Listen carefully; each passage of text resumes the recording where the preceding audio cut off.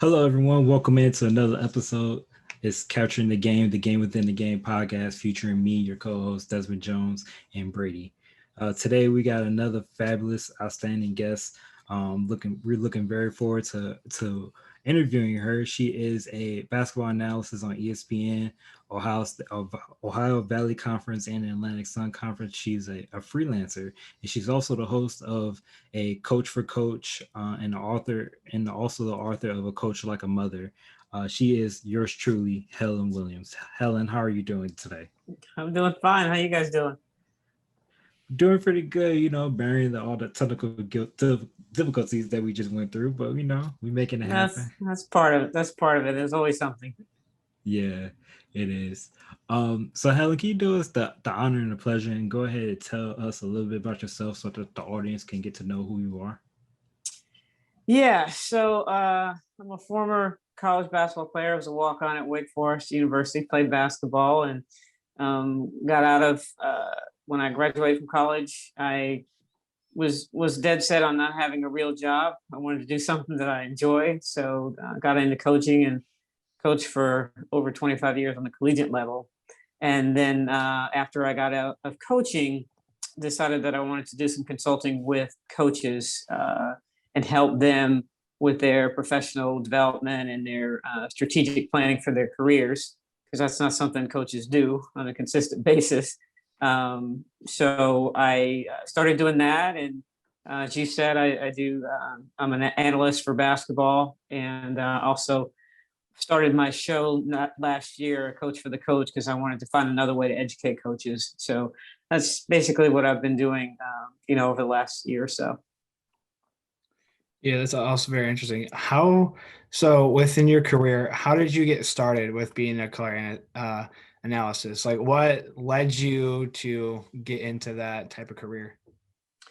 Yeah, I just the game has always been really good to me, and I never wanted to be far away from it. And so I started back in the day when they were just starting streaming. I was doing an internship at MIT after I got out of coaching, because I wanted to, go behind the scenes in the athletic department to kind of see how they did things so I could help coaches better. I needed to have that perspective. And they had some games, and that's when they started streaming and asked me if I wanted to do the games. And I said, of course. It was a way for me to stay around the game. And at that time, we didn't have enough, and still don't have enough actual coaches who do color analysis, people who've actually sat in that head coaching seat. And so, yeah, that's how I got started. And then over the years, got an opportunity to, do some games on ESPN for the America East Conference, and some championships for the Ohio Valley Conference and Atlantic Sun Conference. So over the years, just, picked up a lot of different places where I'm doing it. I think you bring up an excellent point when you mention that there's not enough coaches to do the color analysis, because having those coaches to do the color analysis, they bring another perspective to the game, especially the audience that's listening or watching, that they may not know or tell. And one of my favorite broadcasters to or color analysts to always listen to is Stacey King, because I'm a Chicago Bulls fan, and he's big on, he has some coaching experience, not like on a big level or anything, but he has done coaching before and also played in the league. So I always enjoy listening to him, because not because of the funny sayings that he brings, but just because of the the things that he points out during the game, as far as like the teaching moments of players on the court, what to do and what not to do. Yeah, I mean, I've always been a teacher. That's what coaches are. And so I really enjoy teaching people about the game on broadcasts. And I think it's important to have someone who's actually sat in that seat and has a visceral understanding of what's going on, when someone needs to call a timeout, and explain to people, when you see things happening again and again, like why it's happening or what you should be looking for. And I've just really enjoyed, teaching the game. And so part of why I do it too is I work with coaches and I consult with coaches. And so I'm teaching them, through what I do on television as well. Yeah, I think that brings a different limelight to it from being a coach, and you're doing that. And as you said, there's not that many coaches who are in color analysis, because they've sat courtside and have coached the games and they know what's happening. So how is like the industry? What is the industry like from like when you first started, and like how has it changed to where it is at now, and where it where you think it seems to go here in the future? Well, I mean, an easy change is that obviously because of the pandemic, a lot of things were done remote this year. So you can see, how it's a different broadcast if you're not actually there. And I think that's probably something that's going to stay, maybe not as much as, we had during the pandemic because we had to, but I think that's probably something that, people will explore as a a lesser expensive way to put on broadcast. It's still not, it's always optimum to actually be there. But in terms of the business, it's just like anything else. It's about relationships and who you know, and you putting in the time to make sure that when you do get your opportunity, that you do a good job, that you do watch film and you do interview coaches and you do, pay attention to the players and know what their tendencies are. I think, people think you just get on TV and you just start talking, but there's if you do it right, there's an incredible amount of prep that you should be putting in to make sure that you give the coaches and the players the broadcast that they deserve. What's one of the biggest, and you could be, this is probably a real broad question, but what's some of the pitfalls that coaches fall into? Well, the biggest pitfall is really one that I fell into when I decided to get out of coaching is um, we're not prepared for the next step, and we're not preparing as we go along while we're coaching. What I mean by that is when you get into coaching, they give you a whistle and say, welcome to the profession. But they don't actually teach you how to be a coach. If you look at other industries, pharmaceutical, medical, insurance, right? There's always some continuing ed that you have to take to keep up your certification. And they don't really do that in coaching. And so what happens is when you start coaching, inevitably you initially start coaching the way you were coached. That could be good, and that could be bad. And so learning about all of the things that are important outside of the X's and O's, because coaches are always going to go to clinics and try to get better, whatever their sport is.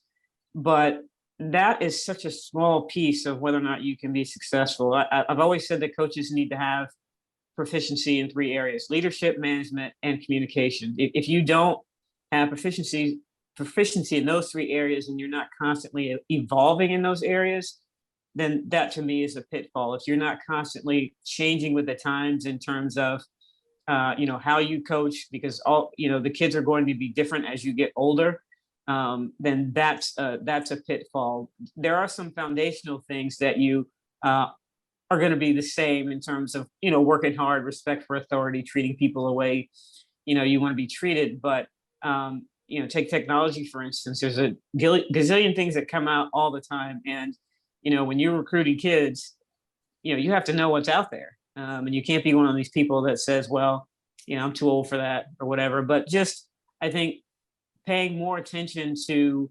yourself and your education in terms of the profession, I think is a pitfall that coaches fall into, because they think I've just gotta be good at the X's and O's. And that's really one of the reasons why I started my show. It's really one of the reasons why I just released an e-course for coaches, because you need to take more of an academic approach to your career. We don't do that.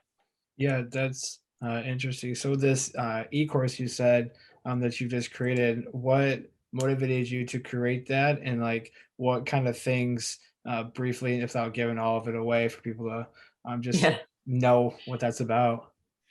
Well,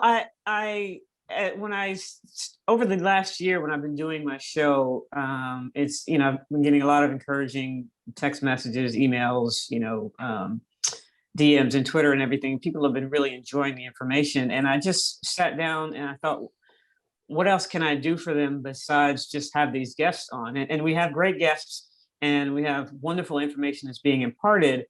But as I said before, we don't take enough of an academic approach to our professional development. And I just thought about things that I wish I had known when I was coaching that would have made me a better coach.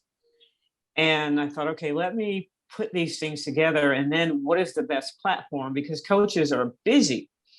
They don't have time to sit down and have a meeting for an hour and a half or to study for an hour and a half. And so I thought by putting something online with very short modules that they would be able to be more intentional about that. I have a saying, there's a rule 168 where there's 168 hours in the week.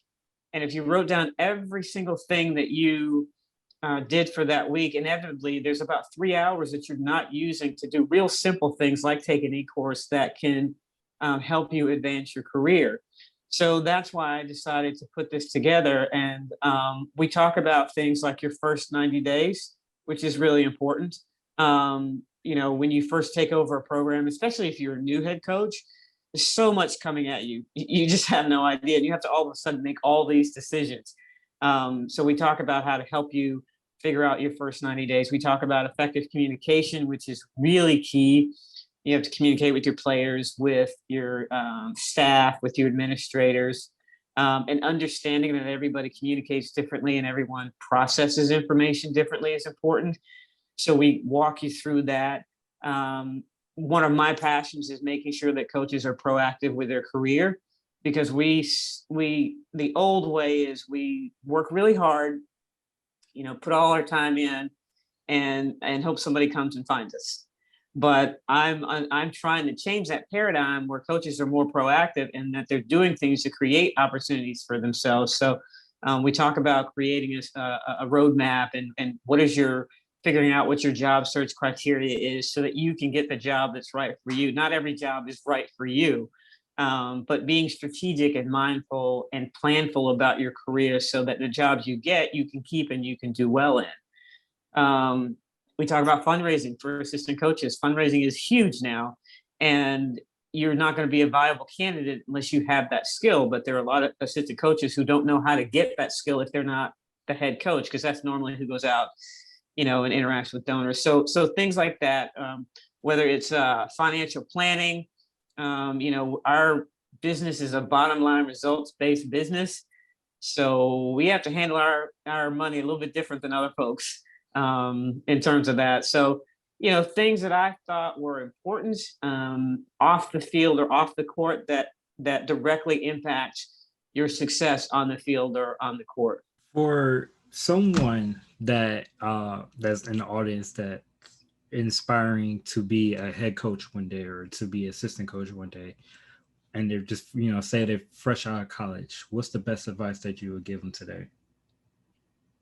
The best advice I would give is it's all about relationships, and it's all about leveraging those relationships. I always say to people, everyone you need to know to get where you want to be.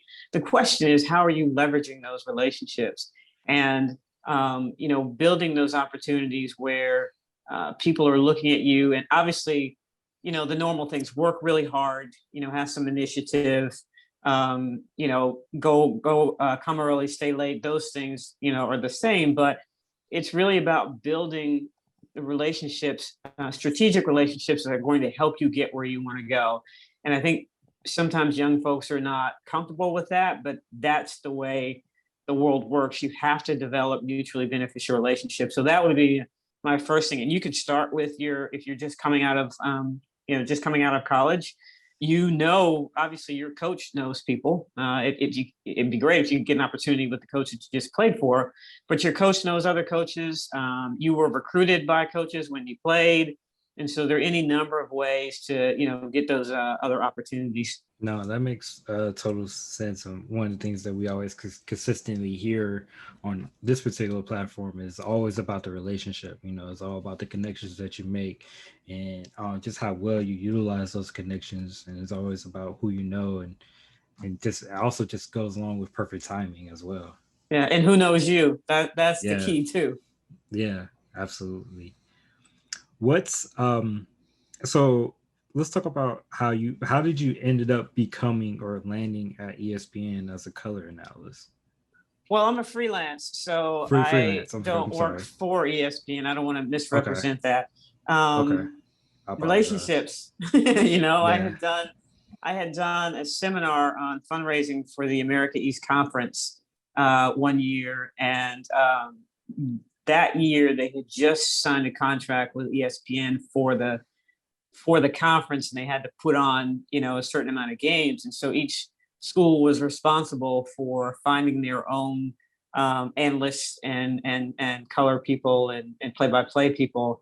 And again, relationships. I knew the coaches at UMass Lowell, and just literally put my stuff together, sent them some information, set up a meeting, and said, "Hey, I know you guys want to do this right, and this is how I go about doing my broadcast. This is how I prepare. This is, how I approach my broadcasts." And then just ended up, that's how I started doing America East games. And then from there, people seeing and seeing my work, and ended up doing the championship every year for Ohio Valley Conference, and then started doing some stuff for the Atlantic Sun. So you just get in where you fit in initially, just get your foot in the door and do a great job. And continue to cultivate those relationships, and you can create opportunities for yourself. Gotcha. What has been with that, with you're doing multiple, like freelancing, going to different divisions, different games, what has been some of the challenges that you've seen between both things, and what things have you had to change going to this broadcast to a different broadcast? Is there anything that has changed?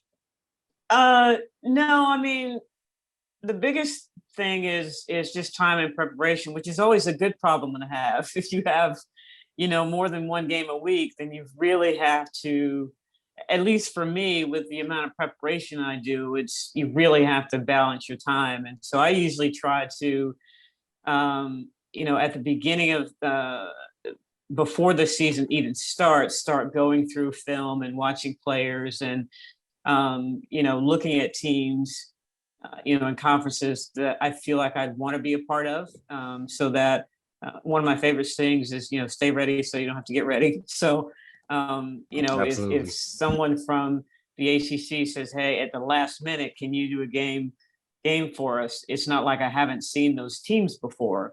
And so I keep myself familiar with a lot of different teams and a lot of different conferences, so that when I get that call, I'm ready. So I think that's the biggest part, is just figuring out how much preparation that you need to have if you have more than one game a week, which is really optimum. If you're a freelancer, you'd like to have more than one game a week. Now that makes total sense. And man, you're probably the first person I know that's a freelancer, and I think there's so much power in be able to say that and to do that. So I tip my hat off to you if I was wearing one at the moment, but I was just gonna pretend I was wearing one. I kind of asked a similar question as far as for coaching, but now I'm gonna ask it for being a color analyst, because you've seen both worlds. For the people that's out there that are inspiring to become a color analyst, what would be the best advice that you would give to them? It's the same. I mean, it's a very subjective business, and so you can't take rejection personally. You just have to keep getting your stuff out there and doing a good job with the opportunities that you do get, because you may be doing a broadcast and the right person finally sees you, or I've sent my information to people time and time again and gotten no reaction. But if I get the right person to send it to them, then I get a look. So again, it's about relationships, and just start wherever you can. I think that's the thing. It doesn't matter the level or whatever, because you need to put in the time. Like I said, I started at MIT when they were just beginning to stream games. I think I got paid like $25 a game, and I didn't care. I just knew that I felt like I could be good at it, and I thought, okay, this is Division III. Probably only the parents are listening, so if I mess up, it's okay. I can figure out what kind of analyst I want to be. I can figure out what my style is. Sort of out of the picture, and so anything that you can find where you can take advantage of it. If it's high school, if it's I don't know, AAU or whatever, just take whatever opportunities you can, and don't necessarily worry about the money. You know, obviously not that that's not unimportant, but you know, I'm a big believer in you know, in 10,000 hour rule where, you know, you put in your time. And so anytime I do a broadcast, I literally have this notebook where I'm recording my hours to see, you know, it's going to be a while before I get to the 10,000. But I'm literally recording the hours that I work because I'm, you know, seeing how far that I've come. Yeah, that's kind of awesome to see. I've never heard anybody that has record the hours like that. So you said by the 10,000 hours, is that when you're going to stop doing this, or do you have any No, aspirations for when you get to that 10,000 hour mark? no, it's just a goal. And if I when I get to the 10,000 hour mark, it means I've done what I plan to do. I've reached my goal, and I don't know how long it's going to take me to get that. Obviously, the more games I do, the quicker I do. And I just count. I'm probably, you know, I just count the actual broadcast that I do, but I probably should be counting the hours of prep as well. But right now, I'm just counting the hours I actually do. So when I get to 10,000 hours, that means I've had a pretty decent career so far. How many hours are you in so far? On purpose, I'm not counting because I know I'm a long ways away. Okay. It's gonna be a minute. I don't want to overwhelm myself with what I have left. No, I completely understand because just knowing how far away you are, it could be, you know, it could be depressing. So Yeah, well, just you know, we'll have another come back on your show again in 5 years, and I'll be a lot closer. So I like it. What so what inspired you to write your book? Uh, same thing as I said earlier. You know, when I got out of coaching, I really just was very self-reflective and thought about, well, how could I have been a better coach, and what, you know, thought about the things that I should have known, the things I should have done. And I wasn't a terrible coach, but I thought, you know, no one really talks about what it's like to be a coach, what kinds of things you have to go through while you're coaching, when you become a head coach, the types of decisions you have to make, you know, the scenarios that you'll find yourself in. And it was really just a long essay to myself. But when I finished it, I was like, oh, this will be really good information, you know, for it. It's a book about coaching, but it's really about, it's applicable to teaching and parenting because all of us are teachers or coaches that, you know, in some sense. And so I just had to get it on paper. And that's what it turned out into. That's nice. Have you had any mentors along the way, what getting in the industry and then as you've been in this industry? Yeah, I mean, you know, one of my first mentors was my college coach. When I graduated, I went to graduate school, and then when I got done, he was still at Wake Forest, and he gave me my first, you know, college coaching job, Division I, and was very, um, you know, very supportive in everything. I would ask 1,000 questions. And at the time, you know, he couldn't pay me a whole lot of money, but he found other ways to make sure that, you know, that I would be okay, finding ways for me to, you know, to get meals, finding a place to live, you know, those kinds of things where, you know, at the time the budget just wasn't there, but he found other ways to make sure that I was okay. And you know, let me do a lot of things. And one of the things that I did the most of, which I didn't realize at the time that I was preparing for now, was I did a lot of scouting. Like he liked to have a lot of information. And so back in those days, you could actually go and watch teams in person. Now it's, you know, all by computer on Synergy and all that. But back in those days, you could go live. And so, you know, he would send me the games. I was at Wake Forest. And so obviously I was near NC State, you know, UNC and Duke. And I was at one of those three places at least 3 times a week. And he helped me learn how to, you know, to visually scout and to pick things up live. And I didn't realize it, but that's what I do now, you know, with the television that I do. But just in the way that he took care of me, is how I wanted to take care of my assistants and how I wanted to make sure that I mentored other coaches. So he was one of my first role models for coaching. His name was Joe Sanchez, by the way. He still wants me. He wants me to call him Joe, but I just can't. I'm old school. And every time I talk to him, he's like, you can call me Joe. I'm like, Coach, I can't call you Joe. It just doesn't sound right. Yeah, once a coach, always a coach for me. Sure. I can't go back and call someone by their first name. It's like right. no matter what how far apart we are in age, or how close we are in age, or even how far removed I am from once being a player of yours. Yeah, exactly. What was some of your favorite moments from coaching that you just loved, or even if it was just certain players that you coached up along the way? Because one of the things that we like to do on this particular platform is capture some of those stories that people may not have been aware of, or some of those stories that are, I call it the hidden gems that is a gold mine to us, and a lot of people may not know much about it just because it maybe media didn't get enough attention to it, or it just never got a chance to actually shine. Yeah, I think I was a Division II head coach, and I think the biggest coaching moment I had was when my team was able to beat the number one team in the country at their place. And I talk about this in the book only because I want coaches to understand that in spite of me, we still beat the number one team in the country. And I say that because, coaches are always stressed anyway. But the day before we were supposed to play the team in practice, I was all amped up and stressed. And I didn't feel like my team was ready to play the number one team in the country. I didn't feel like they grasped the enormity of that opportunity. And so I threw them out of the gym. I mean, the day before I play the number one team in the country at their place, I just said, you guys aren't ready, just get out.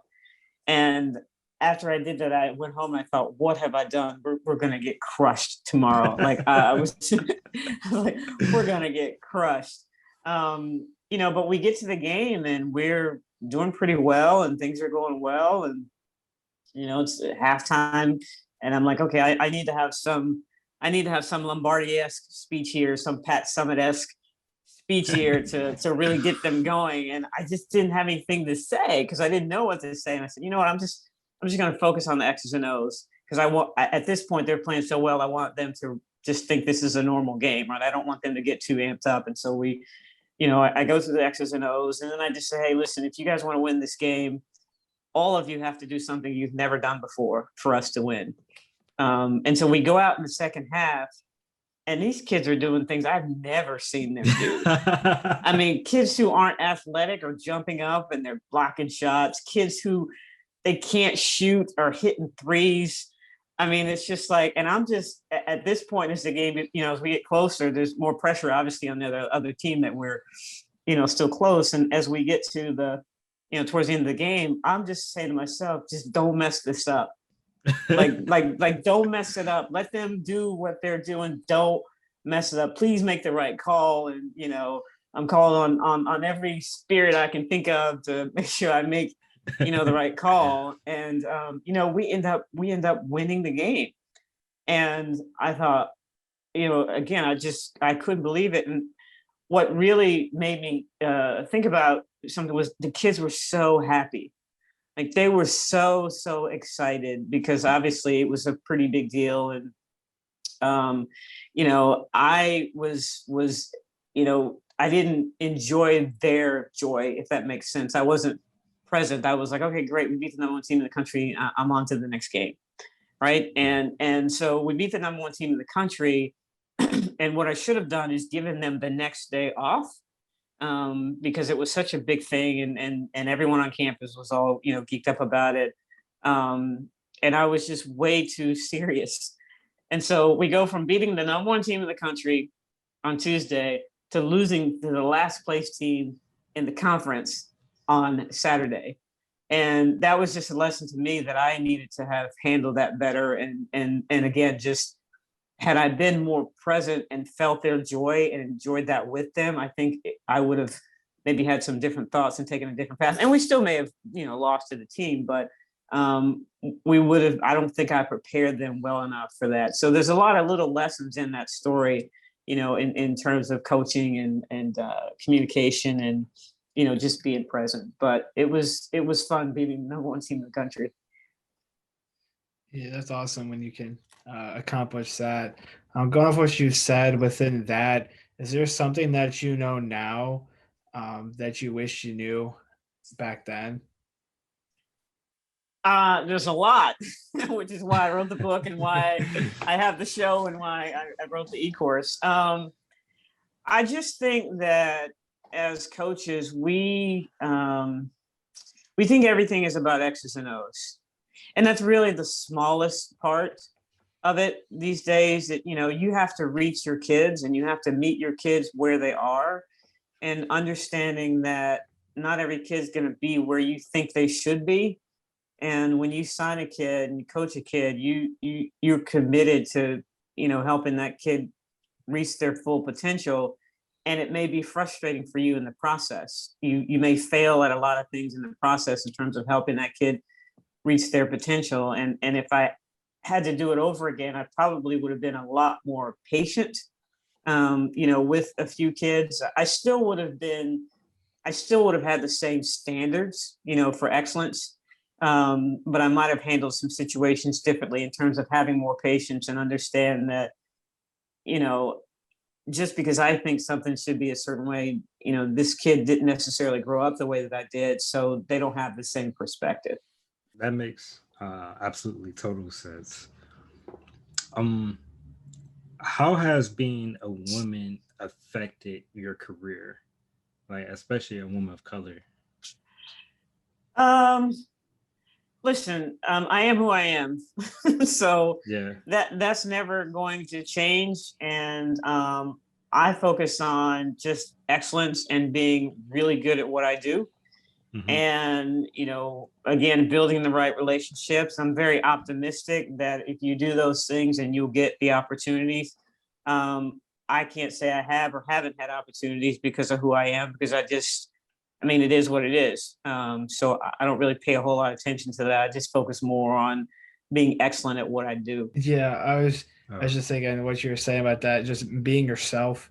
I think that's one of the best things that people can take away as well. That it doesn't matter who you are as long as you just am true to who you are, and then people just follow and will accept that, because changing yourself to fit into shoes that aren't meant to fit for you is going to hurt you in the long run. So Yeah, and I think that's one of the reasons why I started my own show. And like I'm just going to make my own opportunities. There's no reason for me not to do the things that I want to do. There's plenty of ways to do do it a different way. So if I didn't get a particular opportunity on television and I still may get that opportunity, hoping someone sees my YouTube channel and turns it into a show on linear TV. But if not, I'm still reaching people, doing the things that I want to do, in my way. It doesn't have to be, the quote unquote normal way. yeah. No, I know earlier in the day I went onto your YouTube page and I was looking through some of the past interviews. I saw like a familiar face that we had on our show recently, and I was like, okay.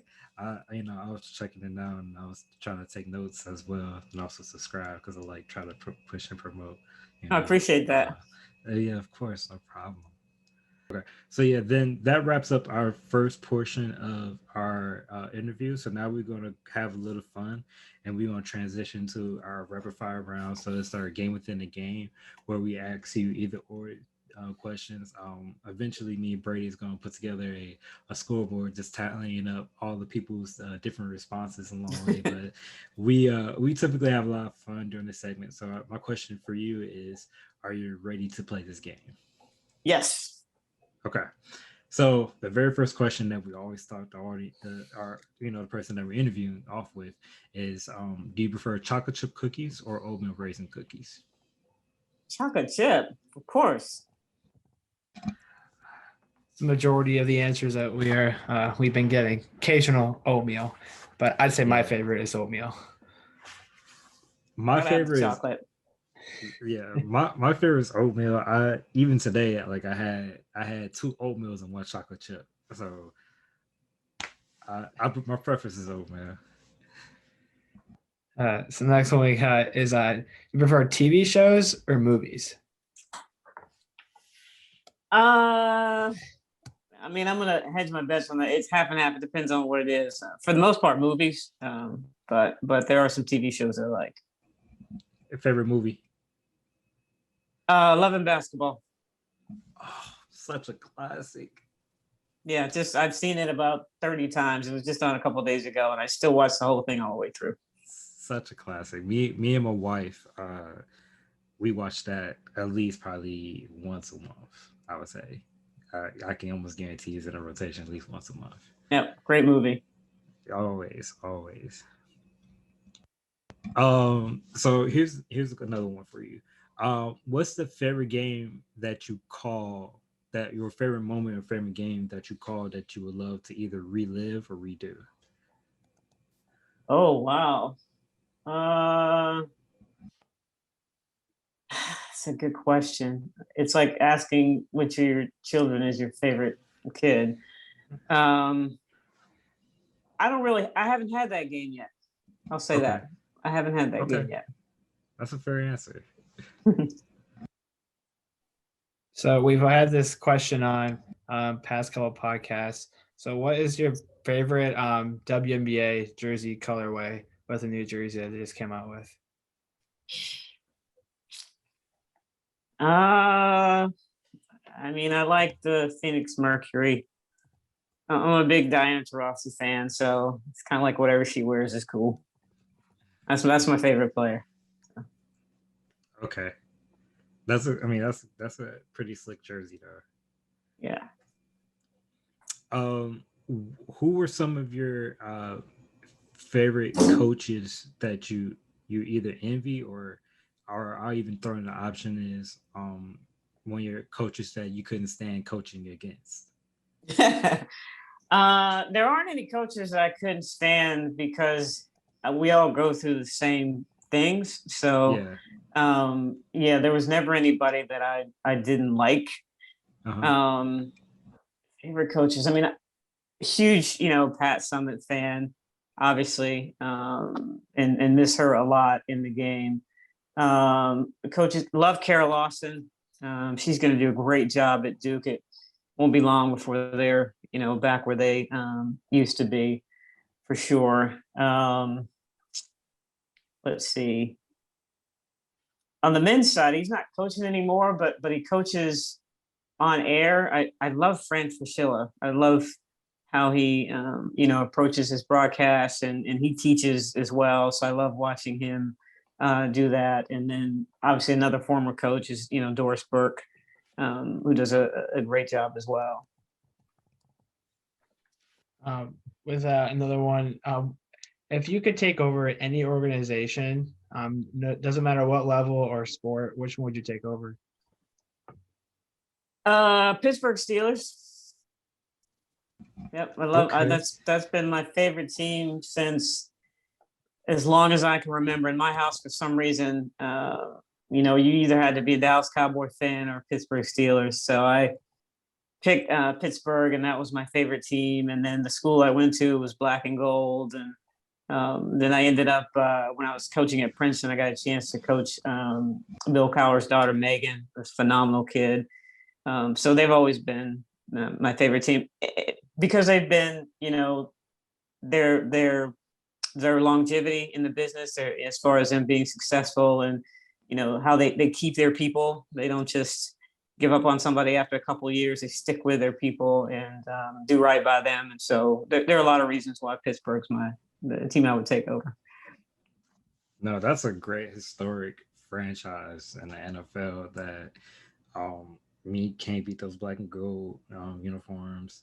Just the whole entire organization and stuff. It goes beyond just the jerseys and stuff. Right. It goes behind the whole tradition of the organization. And I don't think you could pick a better organization, honestly. um, what is I'll say your top 5 players of all time. And you can go across any sport. It doesn't have to just Oh, be one particular. jeez. Yeah. Only 5? Um, well, again, Tarasi is a big Uh-huh. one for me. Shoot. Trying to think of the sports. I would say Tarasi. I would say Bill Russell. The I legend would himself. say Serena. I would say Jackie Robinson, Hmm. and I would say, wow, that 5th one's really hard. There's so many. Oh yeah, someone's gonna get snubbed. Someone's gonna get snubbed.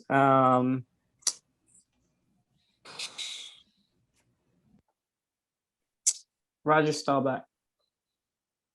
Okay. I like the list. Try to cover all the sports.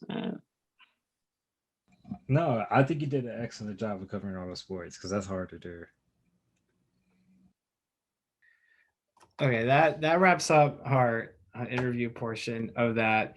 Um, where can our listeners and viewers, where can they find you at on social media and everything to follow along with your career? Yeah, so my social media handle is HMW Sports. They can go to YouTube where I have my show. It's Helen Wiliams, HMW Sports. Please join my Facebook group, A Coach for the Coach, because that's where I have a lot of great information that other people can't get. It's where I started actually today, where I launched my e-course. And then Instagram, A Coach for the Coach as well. If they're old school and they still email, they can email me at hmwsc@outlook.com. And if they're really, really old school and they want to use the telephone, they can call me at 888-412-1112. Gotcha. Well, I'd like to thank you for joining us today, and then for the people who are listening on any platform or watching us on YouTube, you can follow us at Capture the Game. You can search up on Instagram. You can find us on Twitter at CTG_podcast, and then also within Facebook and YouTube, you can search up Capturing the Game podcast. You can find us there too. Again, Helen, I'd like to thank you for joining Desmond and I today on this podcast, and we're hoping that someone can take the information that you said today and use it for their everyday life. Appreciate you guys having me. Thank you.